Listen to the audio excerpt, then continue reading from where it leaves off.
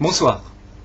Alors, suite à mon intervention sur Radio Ici et Maintenant, je vais tenter de vous apporter quelques précisions, tout simplement parce que j'ai l'impression que je ne me suis pas assez bien exprimé, vu que il est très difficile de dire les choses comme ça au téléphone, via une radio, alors que derrière il y a beaucoup de monde qui écoute.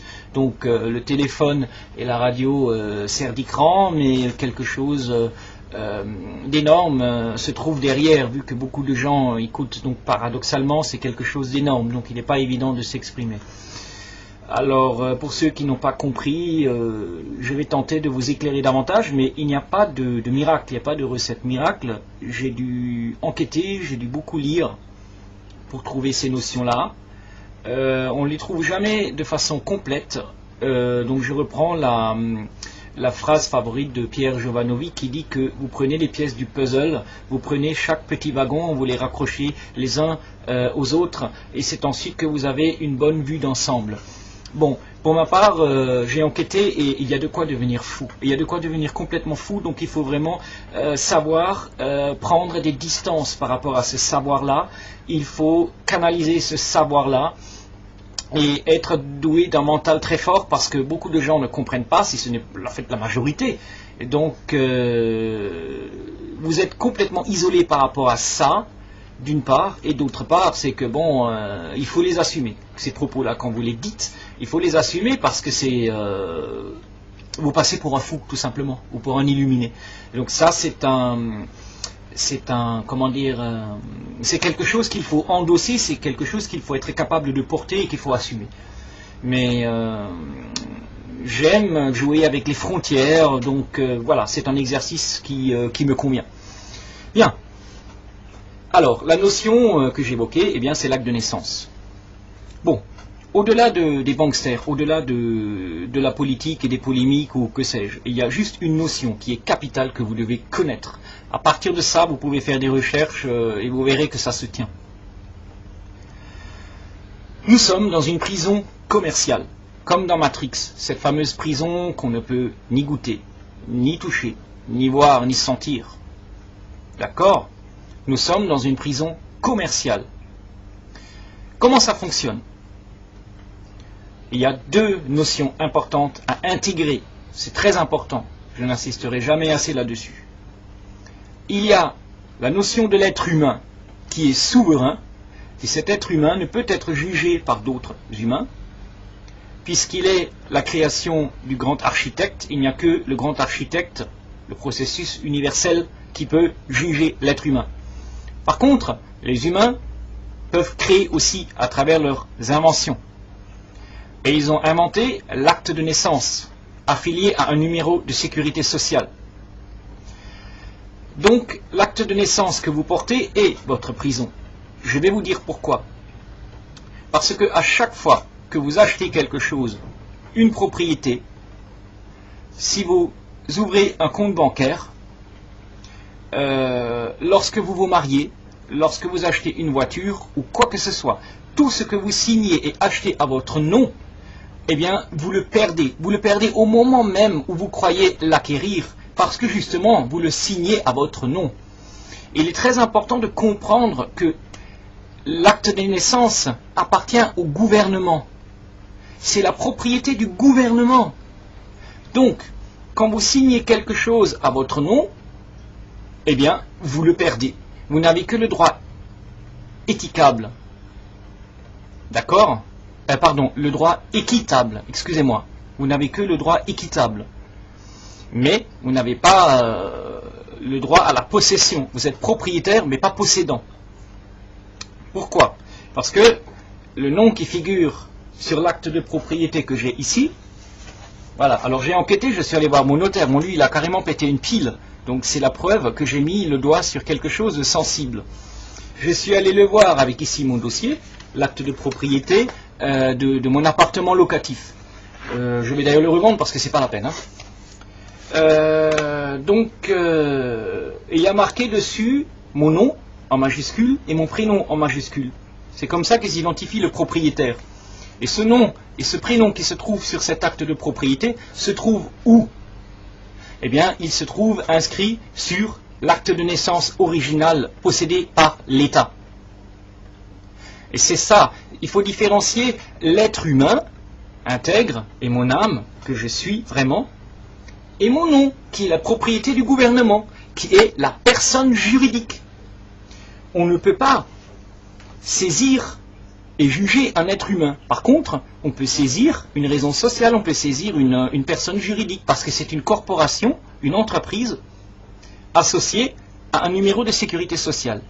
Donc ce qui est très grave, c'est que quand vous achetez une propriété, non seulement vous n'êtes pas possédant, mais en plus, ça va être utilisé comme collatéral par rapport au paiement de la dette qui ne cesse de s'alourdir. Et dans ce livre qu'il faut acheter absolument, c'est bien expliqué, qui s'appelle Bankster.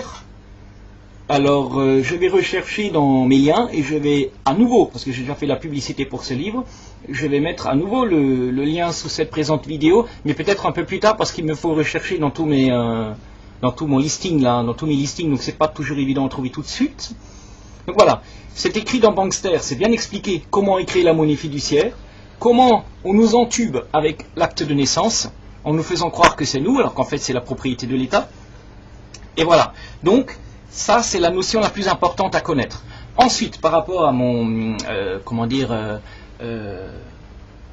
mon notaire, mon appartement, je suis allé voir mon notaire, je lui ai demandé, écoutez, excusez-moi, il y a une couille là-dedans, je ne suis pas propriétaire, j'ai pas tous les droits sur cet appartement, j'ai le droit de le revendre, j'ai le droit de le refaire à l'intérieur à mon goût, j'ai le droit de le louer, j'ai le droit d'y vivre et d'y faire à peu près ce que je veux, d'accord.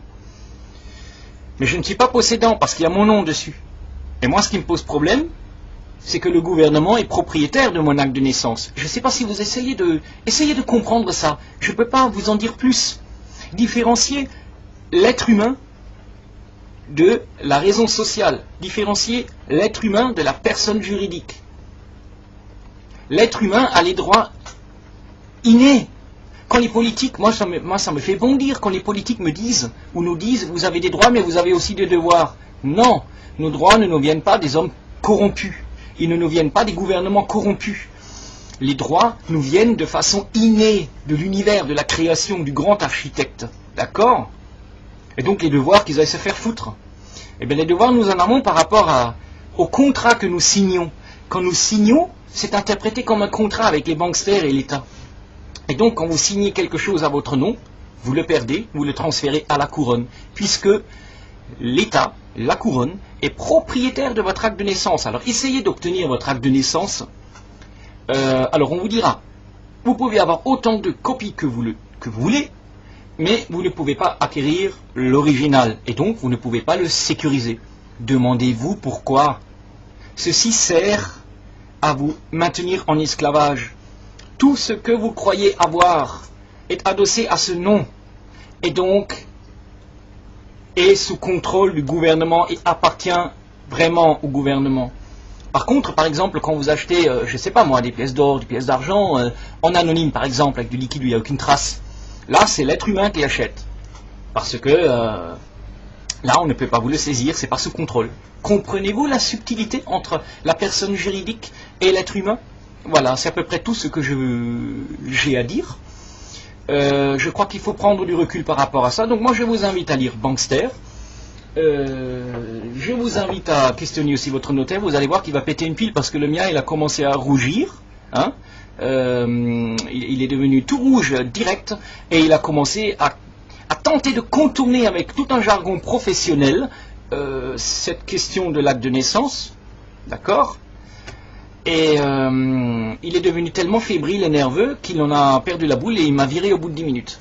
Il m'a pris par le bras, il a dit bon nous avons fini et il m'a mis dehors. Donc c'est dire que j'ai touché un nerf sensible mais il ne veut pas le dire parce qu'il a un privilège avec sa profession en 2 francs. Pour ça il ne veut surtout pas le dire. Cette arnaque le fait vivre. C'est tout. Voilà. Donc moi je vais me débarrasser de ça et une voiture à mon nom, bon, je m'en fous. Le compte bancaire à mon nom, je m'en fous parce que quand l'argent est viré, moi je le sors de toute manière. Hein. Bon, bref, je suis toujours sous contrôle comme tous, hein, mais le moins possible. Voilà, donc essayez de prendre du recul par rapport à ça. Ensuite, moi, je vous invite à vous abonner au Liezi. Alors ça, c'est extraordinaire.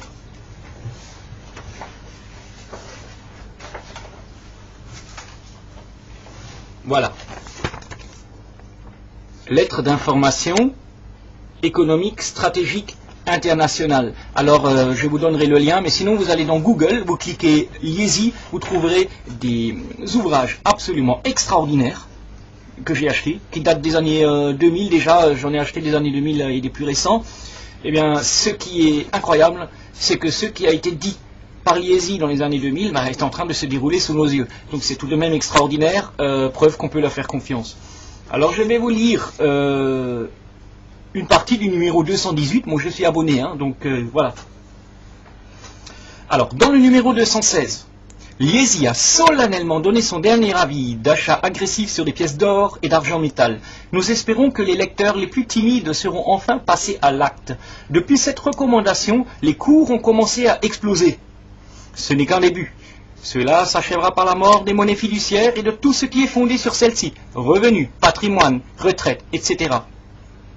Donc attention là, tenez-vous bien. Le 20 avril 1992, un très proche de la famille Rothschild confiait au rédacteur en chef de Liezi: ils vont transformer le monde en un vaste système communiste à partir d'une crise qui sera pire que 29. Ceux qui ne posséderont pas de métal précieux perdront leur liberté. Alors là, ouvrez grand vos oreilles. La devise est « rien au soleil ». Ça veut dire quoi? Rien à votre nom.